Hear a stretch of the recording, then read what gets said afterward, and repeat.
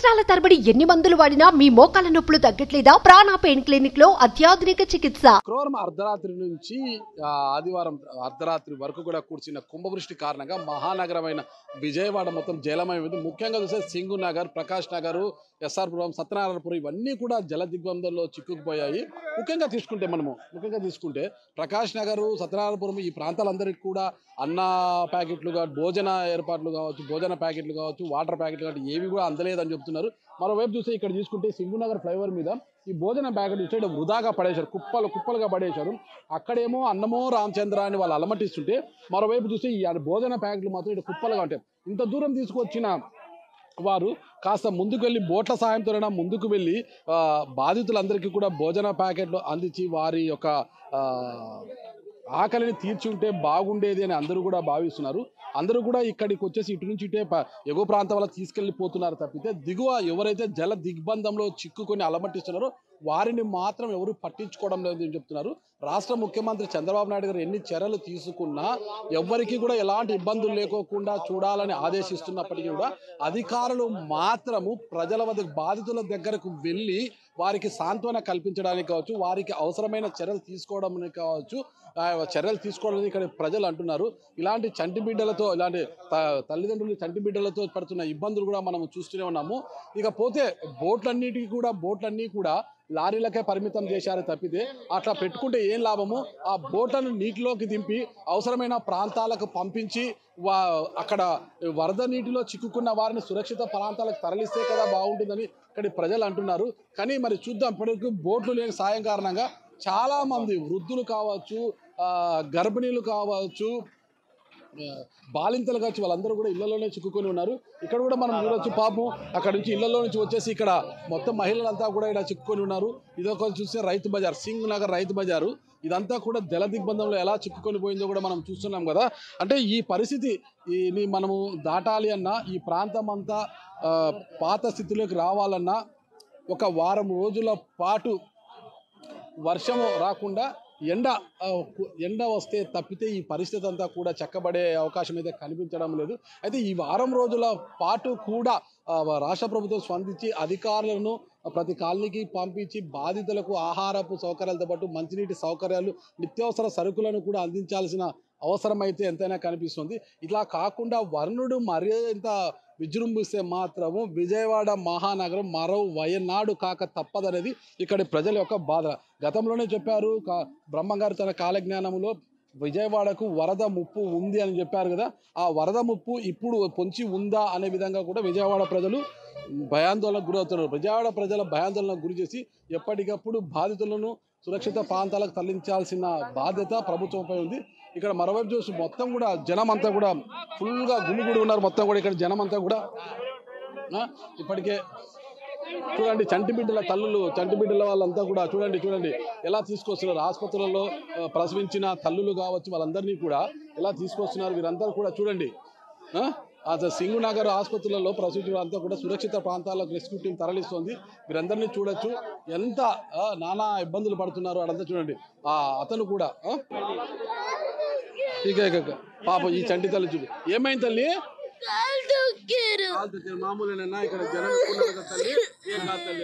Okay, ఈ జన సందోహంలో తన కాలు దొక్కారని ఆ చంటి బిడ్డ కూడా కన్నీటి పరిమితమవుతుంది. ఎవరి కష్టాల వల్ల కనిపిస్తున్నాయి ఇక్కడ అసలుకి. మరోవైపు సింగు నగరు, ప్రకాష్ నగరు కాలనీ వాసులంతా కూడా ఇళ్లను ఖాళీ చేసి చూడండి మొత్తము తమ మూటాముల సర్దుకొని సురక్షిత ప్రాంతాలకు వెళ్ళిపోతున్నారు. ఇక్కడ మొత్తం మీద పోలీసులు కావచ్చు, రెస్క్యూ టీం కావచ్చు తన వద్దకు వచ్చి తమ సమస్యలు తీర్చాలని డిమాండ్ చేస్తున్నారు. ఏ పరిస్థితి ఏంటండి? లోపల నుంచి వచ్చామండి. యాక్చువల్గా చాలా మంది సఫర్ అవుతున్నారు. అంటే ఫుడ్ అంటే పెద్దవాళ్ళు ఉన్నారు, భోజనాలకి కానీ ఏదైనా పిల్లలందరూ ఫస్ట్ ఫ్లోర్లు మొత్తం మునిగిపోయినాయి. ఫస్ట్ ఫ్లోర్లు మొత్తం నందమూరి నగరు, తోటవారి వీధి మొత్తం ఫస్ట్ ఫ్లోర్లు మొత్తం మునిగిపోయినాయి. కనీసం మినిమం వాటర్ కానీ ఫుడ్ కానీ ఏం లేదు. పైన ఫస్ట్ ఫ్లోర్లు మునిగిన వాళ్ళు పెద్దవాళ్ళు, హార్ట్ పేషెంట్లు కూడా ఉన్నారు లోపల పిల్లలతో సహా. ప్రకాష్ నగరు, నందమూరి నగరు మొత్తం కూడా వృద్ధులు చాలా మంది ఉన్నారు, హార్ట్ పేషెంట్లు ఉన్నారు. వాళ్ళకి భోజన ఏర్పాట్లు కూడా లేవు, వాటర్ ప్యాకెట్లు కూడా అందించడం లేదంటున్నారు. ఇక్కడ తోపులాట చూస్తే మరింత ఎక్కువ అవుతుంది.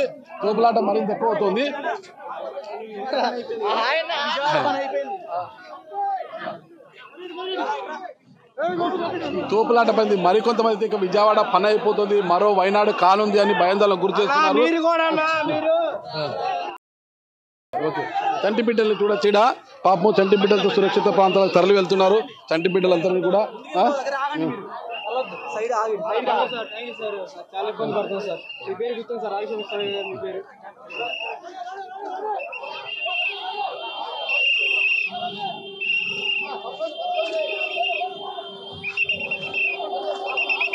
ఆటోలలో కూడా సురక్షిత ప్రాంతాలకు రెస్క్యూ టీం తరలిస్తుంది. మొత్తము ఎక్కడ చూసినా వృద్ధులు, చంటి బిడ్డల తల్లులే మనకు కనిపిస్తున్నారు ఆటోలలో. అంటే సింగు నగర్, ప్రకాష్ నగర్, నందమూరి నగర్ నుంచి కూడా అందరినీ తరలిస్తున్నారు. మరోవైపు చూస్తే ఇక్కడ భోజనం కోసము, వాటర్ ప్యాకెట్ల కోసము అక్కడ జనం ఎగబాకుతున్నారు అనమాట. బుక్కడి నీళ్లు దొరుకుతారు. ఇక్కడ బిస్కెట్ ప్యాకెట్లు పంపిణీ చేస్తున్నారు. బిస్కెట్ ప్యాకెట్లు, అన్నం దొరకని వారంతా కూడా బిస్కెట్ ప్యాకెట్లు తీసుకుని ఆ బిస్కెట్లతో కడుపు నింపుకునే పరిస్థితి ఉంది. ఈ తోపులాటల్లో ఎవరికి ఏ ప్రమాదం జరుగుతుందో అనే ఒక ఆందోళన కూడా చాలా మందిలో కనిపిస్తుంది. అమ్మ నాన్న ఉన్నారు సార్, అన్న తమ్ముడు అందరూ. నాన్నగారికి ఒంట్లో బాగాలేదు, కనీసం ఆ చివరి ప్రాంతాలకి ఏమీ లేదు, ఎక్కడా లేదు. ఇక్కడికిక్కడ ఎవరైనా వస్తున్నారు. నాయకులు చాలా దారుణంగా ఉంది. దీనికన్నా కరోనాలో జనాలందరూ చచ్చిపోయి ఉంటే బాగుండేది. చాలా పరిస్థితి ఈ వరద నీటిలో చిక్కుకొని అన్నము మంచినీళ్ళు లేకుండా ఇబ్బందులు పడే బదులు కరోనాల సమయంలో చచ్చిపోయింటే బాగుండదు అనేది వాళ్ళు ఆవేదన వ్యక్తం చేస్తున్నారు. ప్రభుత్వం కళ్ళు తెరిచి, అంటే ప్రభుత్వము అంటే రాష్ట్ర ముఖ్యమంత్రి చంద్రబాబు నాయుడు ఎన్ని చర్యలు తీసుకున్నా అధికార యంత్రాంగము ఇది తమ పరిధి కాదంటూ తప్పించుకునే ప్రయత్నం చేస్తున్నారు. ముఖ్యమంత్రి చంద్రబాబు నాయుడు స్పందించి అధికారుల్ని మరింత లోతుగా వెళ్ళి ప్రజలకు సేవ చేసేలా చర్యలు తీసుకోవాలని ఇక్కడ ప్రజలు కోరుతున్నారు. అడుగు వేసే కొద్దికి కూడా లోతట్టు పెరుగుతోంది తప్పితే తగ్గడం లేదు. నీటి ప్రవాహం కూడా మనం చూడొచ్చు, పైనుంచి నీటి ప్రవాహం కూడా చూడొచ్చు. ఆడంతా కూడా పరిస్థితి ఎలా ఉంది ఏమనేది కూడా మనం నీటి ప్రవాహం చూడొచ్చు. ఇది సింగునగర్లో ఈరోజు పరిస్థితి. నిన్నటి రోజు చంద్రబాబు నాయుడు గారు తెల్లవారుజామున 3 గంటల వరకు ఇక్కడ పర్యటించిన అధికారులు మాత్రము ఆ స్థాయిలో చర్యలు తీసుకోకపోవడం వల్లనే ఇక్కడ ప్రజల పరిస్థితి ఇలా ఉందనేది గగ్గోలు పెడుతున్నారు. మొత్తం అంటే సింగునగర్ పైన ఉండే కాలనీలన్నీ, ప్రకాష్ నగర్, సుందర్రావు నగర్, మొత్తం తదితర ఏరియాలన్నీ కూడా కండ్రిగా ప్రకాష్ నగర్, పాయకాపురము, పైపుల్ రోడ్డు, సింగినగర్ మొత్తం పూరా మునిగిపోయినాయి. ఇవన్నీ కూడా మునిగిపోయినాయని ఇక్కడ వారు చెప్తున్నారు. అయితే ఇంకా లోపలికి వెళ్ళే కొద్దీ కూడా సాహసం చేస్తే మాత్రం లోపలికి వెళ్తే మరింత మంది అభాగ్యులు ఇదైతుంది. ఇప్పుడు చూడండి, మనకు రోజు నడుము వరకు ఇక్కడ నీళ్ళు వచ్చేసాయి. ఇంకా లోతుకు వెళ్ళే కొద్దిగా ధైర్యం చేసి లోతుకు వెళ్ళే కొద్దీ కూడా మునిగిపోయే పరిస్థితి కూడా ఉంది. ఇక్కడ చూడు, వెళ్ళే కొద్దిగా జనాలందరూ కూడా నడుములో పైకి నీళ్లు వచ్చేస్తున్నాయి అక్కడంతా కూడా. ఇలాంటి పైన ఎగువ ప్రాంతంలో ఉన్న ఖాళీల మునక ప్రాంతంలో ఉండటంతో వారి యొక్క సంబంధికులను కావచ్చు, కుటుంబ సభ్యులను కావచ్చు కలుసుకోవడానికి అన్నము రామచంద్రని అలమడిస్తున్నారు. కుటుంబ సభ్యులకు అన్నము నీళ్ళు అందించడానికి బ్రెడ్ ప్యాకెట్ కూడా తీసుకుని వెళ్తున్నాడు కుర్రాడు. ఇలాంటివన్నీ తీసుకెళ్తూ ప్రజలు ముందుకు పోతున్నారనమాట. ఈ పరిస్థితి నుంచి ఈ ప్రాంతము సాధారణ స్థితికి రావాలి అంటే చూడండి, హెలికాప్టర్లో కూడా మొత్తం కూడా ముఖ్యమంత్రి కావచ్చు, రాష్ట్ర మంత్రులు కావచ్చు, హెలికాప్టర్లు ఏరియల్ సర్వే మొత్తం కూడా ఏరియల్ సర్వేలా చేస్తున్నారు. మొత్తం కూడా పైనుంచి ఎక్కడ చూసినా నీళ్లు తప్పితే మొత్తం పాపం ఖరీదైన వాహనాలు అన్నీ కూడా దాదాపు 10ల సంఖ్యలో మృత్యువాత పడ్డం కూడా జరిగింది. చూడండి, నేను నడిచే కొద్దికి లోతట్టు పెరుగుతోంది. మొత్తం కూడా లోతట్టు పెరుగుతోంది. లోపలికి వెళ్తే పెట్రోల్ బంకు కూడా మొత్తం కూడా నీళ్ళలో మునిగిపోయింది. పెట్రోల్ బంకు ఇదంతా కూడా చాలా లాస్ జరిగింది.